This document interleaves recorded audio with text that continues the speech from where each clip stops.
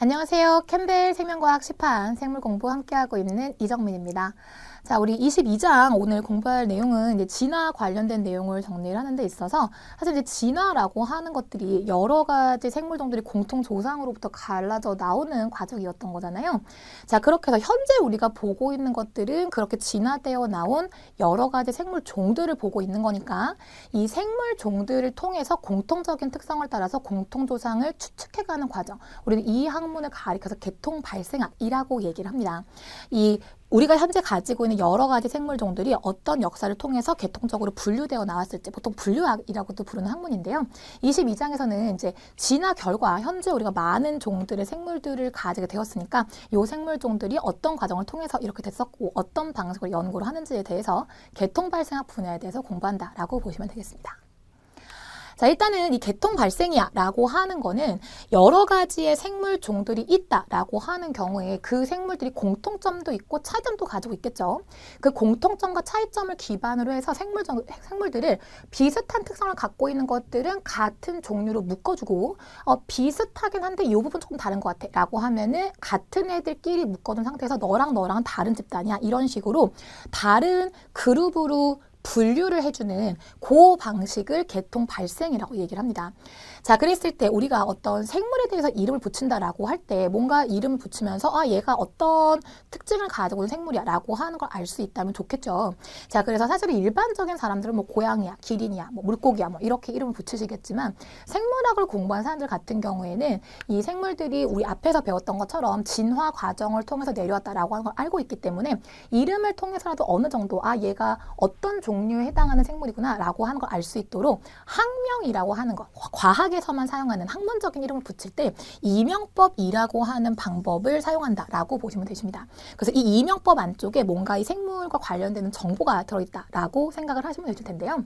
자, 이명법 얘기를 하기 전에 우리 좀 이따 얘기 좀 땡겨가지고 먼저 해볼게요. 교재 순서대로 지금 제가 수업 자료 만들다 보니까 자, 말씀드렸던 것처럼 우리 주변에 되게 많은 종류의 생물들이 있는데 너무 많은 종이 있다 보니까 우리 이제 그냥 대략적으로 얘기할 때 수십만 종이 있다라고 말하거든요. 식물종만 보더라도 만 종이 넘으니까요. 자, 그래서 우리 주변에 엄청 많은 종류의 생물들이 있기 때문에 자, 이거에 대해서 공부를 하겠다라고 할 때 가장 먼저 해야 했던 작업은 일단 얘들 좀 끼리끼리 모아보자라는 겁니다. 이게 너무 너저분하게 널려서 공부를 할 수가 없어. 자, 그래서 이 생물종들을 모은다라고 하는 경우에 규칙이 있게 모아야 할 테니까 그 규칙이 있게 모으는 단계를 우리 계층적 분류라고 얘기를 하고요. 범주의 크기로 봤을 때 이 영역 파트가 가장 큰 범주고 종 파트가 가장 작은 범주라고 생각을 하시면 되세요. 자, 그랬을 때 사실은 생물학에서 가장 중요하게 다루는 개념이 종이라고 하는 개념인데 이 종에 대한 얘기는 제가 아마 동물 생리학이나 내지는 다른 부분 할 때 몇 번 말씀을 드렸던 것 같은데 다시 한번 점검하는 개념에서 이 종이라고 하는 개념의 의미가 상당히 중요합니다. 우리가 어떤 두 개의 생물들을 가지고 있었을 때 얘네들이 다른 종이야 라고 얘기를 하려면 이런 조건이 만족이 돼야 될 텐데 자, 엄마하고 아빠하고 만나가지고 아기를 만들었어요.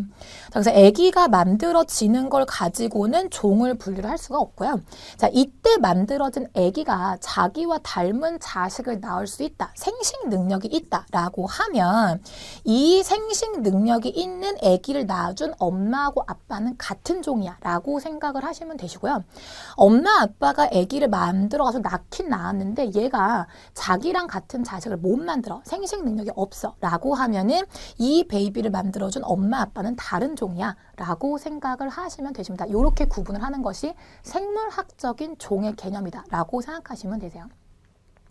자, 따라서 몇 가지 예시를 말씀을 드리면 관심이 잘 없으시면 처음 보는 얘기일 수도 있을 텐데 우리 이 종에 대한 얘기할 때 자주 나오는 예시 중에 라이거라고 하는 생물이 있습니다.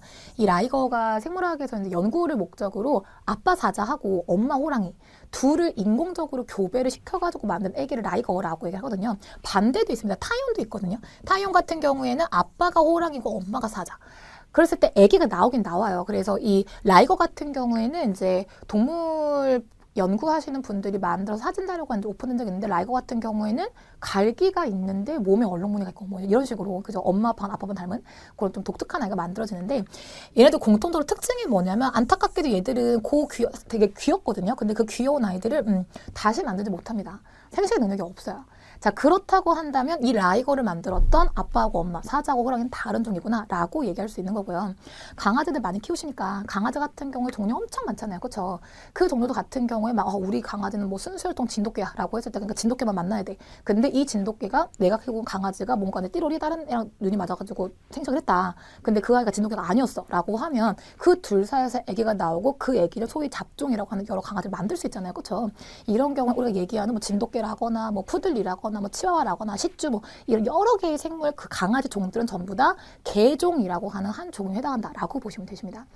자, 그래서 이 종이야라고 하는 개념이 상당히 중요하겠죠. 왜냐면 둘이 만나서 아기를 낳았을 때 그 아기가 나 닮은 아기를 낳을 수 있다라고 하는 건 상당한 유전적인 유사성이 있는 생물 둘이 만났을 때만 가능한 얘기인 겁니다. 그렇죠?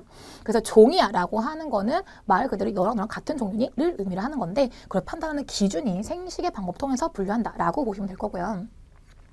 그 같은 종들이 모였다. 그런데 지금 제가 말씀드렸던 것처럼 강아지도 왜 사실 제가 말씀드린 시쭈라거나 뭐 진돗개, 치와와 이런 것들은 이게 생물종이 너무 많아지다 보니까 이 종 밑에 사실은 아종이라고 하는 단계가 하나 새로 생겼어요. 여기 지금 메인스트림은 안 나와 있는데 요 종 아래 아종이라고 해서 종이 맞기는 맞는데 형태적으로 봤을 때 도저히 얘들을 같은 종이라고 보기 어렵겠다라고 하는 시쭈, 뭐 치와와, 뭐 패키니즈 뭐 전부 다 개종의 아종이라고 보시면 되시고요.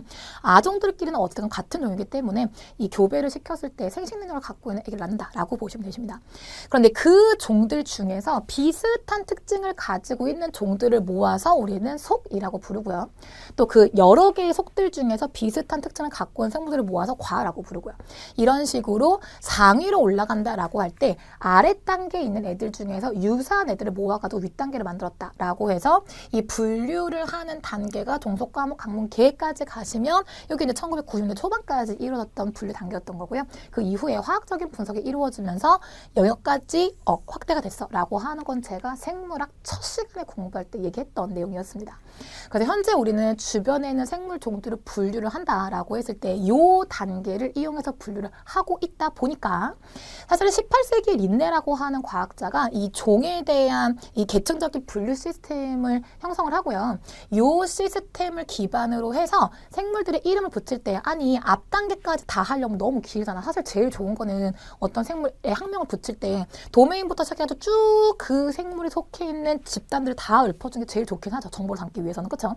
하지만 그렇게 되면 이름이 너무 길어지니까 사실 이건 약간 그들만의 리그인데 이게 분류학을 공부를 한다거나 또는 생물학을 공부하는 사람들 같은 경우에 아주 대표적인 몇 가지 뭐 파일럼이나 패밀리 같은 경우는 이름을 보면 대충 압니다. 뭐 예를 들면 뭐 진코 이렇게 시작하면 아 은행나무 쪽이구나. 뭐 이런 식으로 생물학을 공부하는 사람들은 약간 그 화학 공부하는 사람들이 화학식에서 뭐 굳이 이온 개수 말 안 해도 알듯이 생물학 공부하는 사람들은 저도 다는 모르고요. 뭐 파인세티야 뭐 이런 게 붙어 있으면 아 이건 소나무종이구나 이런 식으로 자주 나오는 생물 종에 대한 이 속명 같은 게 많이 알려져 있고 자주 나오는 속명이 나오게 되면 아 그러면 얘는 이제 소나무과의 뭐 무슨 목의 식물 목의 뭐 어디 식물 강에 속하는 뭐 현아 식물 목의 뭐 이런 식으로 분류 시스템이 우리가 이제 공부한 사람들은 알고 있는 내용들이 있다 보니까 생물의 이름을 밝힌다라고 할 때 굳이 위쪽까지는 안 밝혀도 괜찮은데 속명하고 종명만 밝혀주면 생물학 공부를 해서 이 분류 쪽에 관심 있는 사람 뭔 말인지 알아듣겠지. 그래서 이름을 적을 때 그 두 개는 밝혀주자라고 해서 속명을 먼저 쓰고 그 다음에 종명을 붙이는 방법으로 생물의 이름을 붙이자라고 제시를 맨 처음 했던 사람이 18세기 린네라고 하는 과학자입니다. 이 린네라고 하는 과학자는 분류학에서 굉장히 창시자 역할을 했었던 좀 유명한 인물이기 때문에 기억을 좀 하시는 게 도움이 될 거고요. 그래서 그 방법으로 이제 분류학이야라고 하는 건 제가 말씀드렸던 것처럼 주변에 워낙에 많은 생물종들이 있기 때문에 그들이 가지고 있는 형태적인 특징이라거나 또는 분자적인 특징을 이용해가지고 유사성들을 찾아서 아 얘네 같은 종류야 이런 식으로 묶어주는 작업들 이런 걸 이제 분류학이라고 얘기를 하는데요. 이 분류학을 통해서 생물들을 분류한 걸 기반으로 해서 생물의 이름을 붙인다라고 하는 걸 이명법이라고 얘기를 하고요. 사실은 아까 말씀드린 것처럼 요즘에 이제 여러 종류의 생물종들이 있고 같은 종이라고 하더라도 워낙에 다른 형태 고양이만 하더라도 엄청 종류 다양하잖아요. 그렇죠?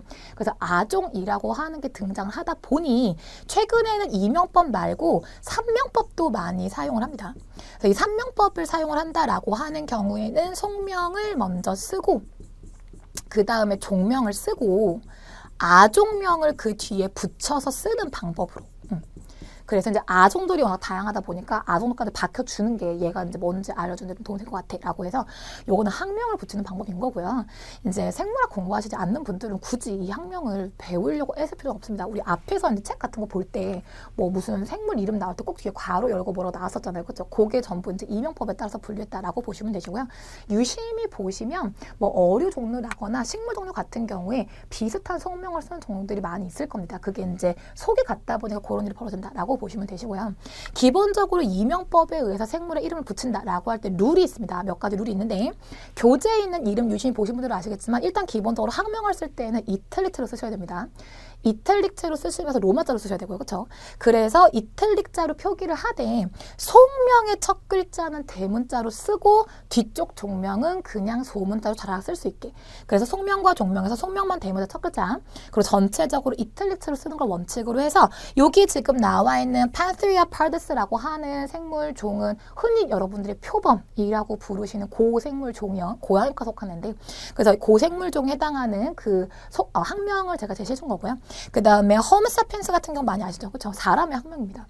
그래서 이게 사실은 라틴어 어원들이 있어서 여기 지금 저도 뜻은 잘 모르는데요.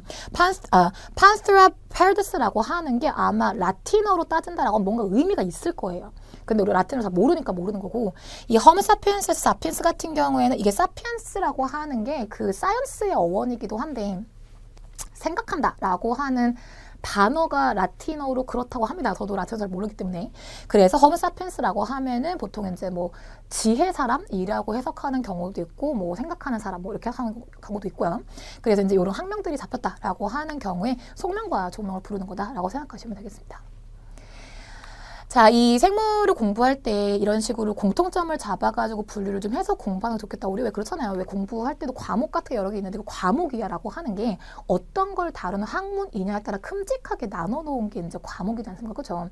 생각보다 우리 사람들은 어떤 대상을 접한다라고 할 때 그걸 되게 하고 싶어 해요. 뭐가 이것저것 너저분하게 있어라고 하면은 이건 이것끼리 저건 저것끼리 모으는 걸 되게 좋아한단 말이죠. 그래서 우리가 사실은 사고방식이 그렇다 보니까 자연계에 존재하는 게 원체 많다 보니 그 자연에 대해서 공부를 할 때 조금 이런 식으로 좀 구조화 시켜가지고 공부하는 게 좀 더 유리하겠다라는 생각을 통해서 나온 약간 인위적인 학문 분야라고 볼 수 있습니다. 사실 뭐 생물들이 나올 때 그렇게 막 이런 식으로 분류를 목적으로 생물이 등장한 건 아닐 거기 때문에 그렇죠. 자, 그래서 이런 식으로 이제 계층적으로 분류를 하게 되면 각각의 단계를 가리켜서 우리는 분류 집단이야, 분류군이야라고 얘기를 하고요. 현재까지 알려져 있는 분류군 상으로는 일단은 영역의 가장 높은 단계라고 보시면 됩니다. 제가 늘 현재까지라고 말씀드리는 건 특히 분류학 같은 경우는 사실은 학문이 언제 가설이 바뀌고 습관될지 모르는 분야입니다. 자, 그렇기 때문에 계속 변화무쌍하게 바뀌는 분야라서 일단 지금까지는 이렇고요.